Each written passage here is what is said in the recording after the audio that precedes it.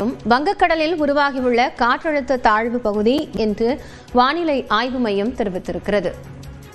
வங்கக்கடல் பகுதியில் புதிதாக காற்றழுத்த தாழ்வு பகுதி உருவாகி இருக்கக்கூடிய நிலையில் இது மேலும் வலுப்பெற்று புயலாக மாற வாய்ப்பிருப்பதாக தனியார் வானிலை ஆய்வாளர் பிரதீப் ஜான் கணித்திருந்தார். இந்த நிலையில் தற்போது அதனுடைய பாதை குறித்த விவரங்கள் வெளியாக இருக்கின்றன. அது வட தமிழகம் நோக்கி நகர்ந்து வருவதாக வானிலை மையம் தெரிவித்திருக்கிறது.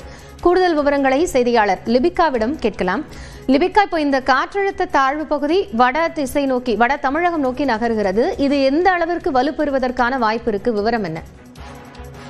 காயத்ரி, தென்மேற்கு வங்கக்கடல் பகுதியில் இன்று காலை 5:30 மணிக்கு ஒரு காற்றழுத்த தாழ்வு பகுதி என்பது உருவானது.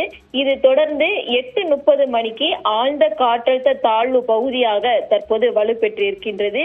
இது மேற்கு வடமேற்கு நோக்கி நகர்ந்து நாளை பிற்பகலில் வடக்கு தமிழ்நாடு மற்றும் தெற்கு ஆந்திர பிரதேச கடற்கரைகளை ஒட்டி தென்மேற்கு மற்றும் அதை ஒட்டிய மத்திய மேற்கு வங்கக்கடல் பகுதியில காற்றழுத்த தாழ்வு மண்டலமாக வலுப்பெறும் அப்படின்னு இந்திய வானிலை ஆய்வு மையம் தகவல் தெரிவித்திருக்கின்றது.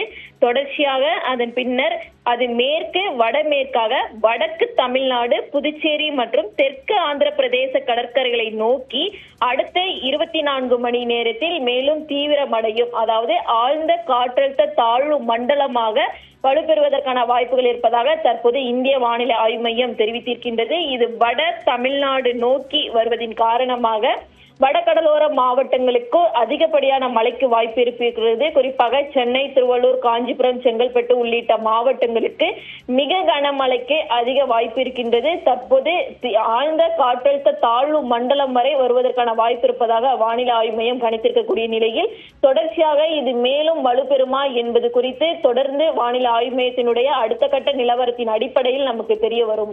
காயத்ரி, நன்றி லிபிகா விவரங்களுக்காக.